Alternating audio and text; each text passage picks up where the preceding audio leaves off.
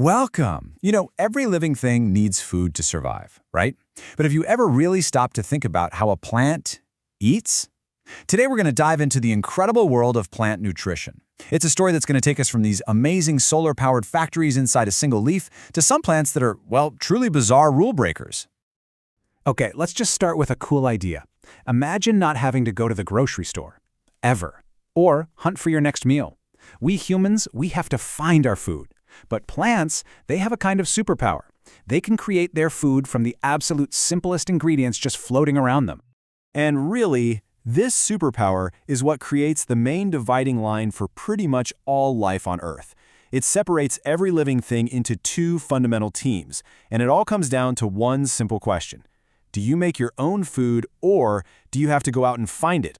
So first up, you've got the autotrophs. Just think auto for self. These are the self-feeders, the producers, like plants. And on the other team, we have the heterotrophs. Hetero means other, so these are the consumers, like us, who get our energy by eating other organisms. And this whole process, it doesn't matter if you're making your food or eating something else, it's all called nutrition. It's the absolute fundamental way that living things take in fuel to build their bodies, to grow, and just to power their lives.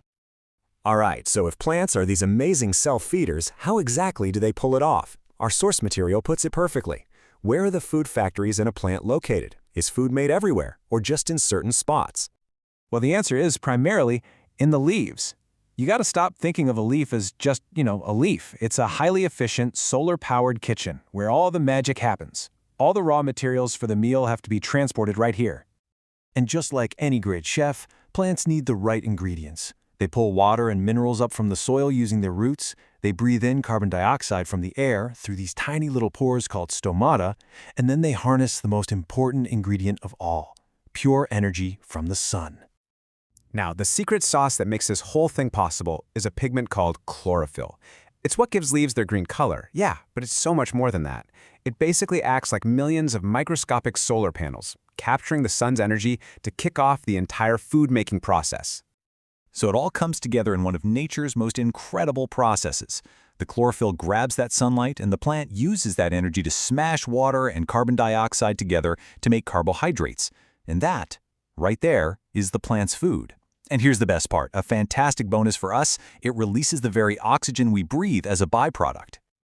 And really, it all boils down to this simple-looking equation. But don't let how simple it looks fool you.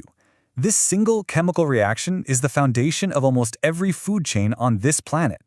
It is, quite literally, the recipe for life itself. And that's the bottom line.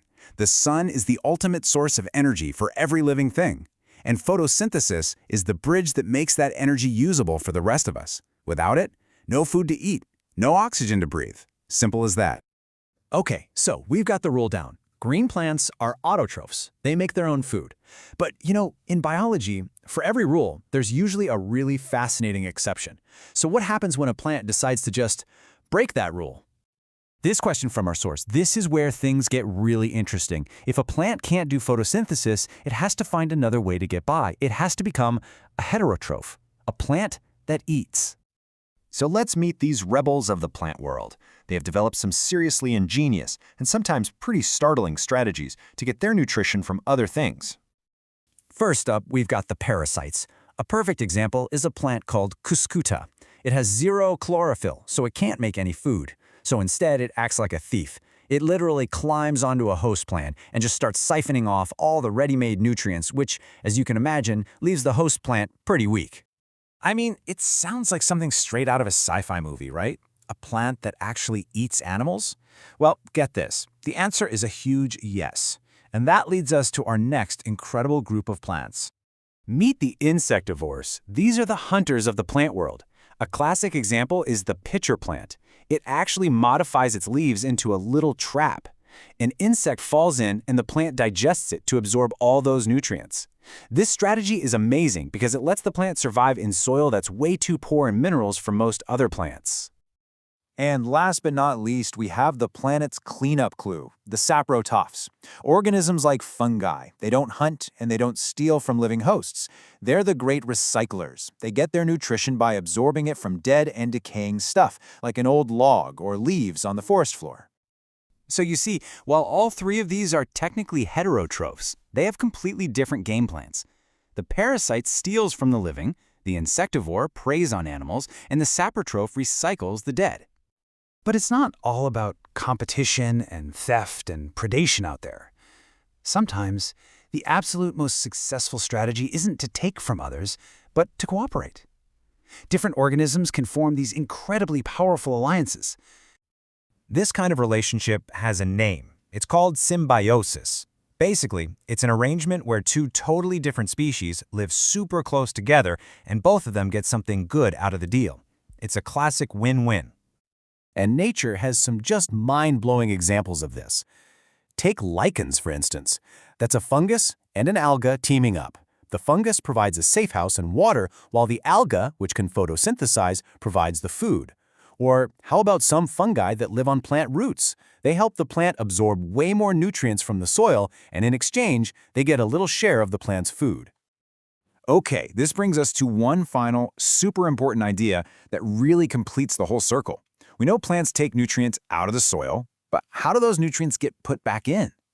Well, one of the most important symbiotic relationships for the entire planet involves a bacterium called rhizobium. It lives in the roots of legumes, think peas, beans, that kind of thing. Now, plants desperately need nitrogen, but they can't get it from the air. But rhizobium can. It fixes that nitrogen from the atmosphere into a form the plant can actually use. In return, the plant gives the bacteria food and a place to live. This whole process is so good at what it does that it naturally fertilizes the soil. So, let's end on this fantastic question from our source material. Think about it. Pitcher plants are green, right?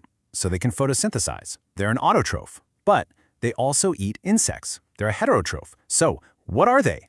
It's a great reminder that in nature, the neat little boxes we try to draw can get wonderfully blurry. And it just proves there's always something more to discover about the amazing secret life of plants.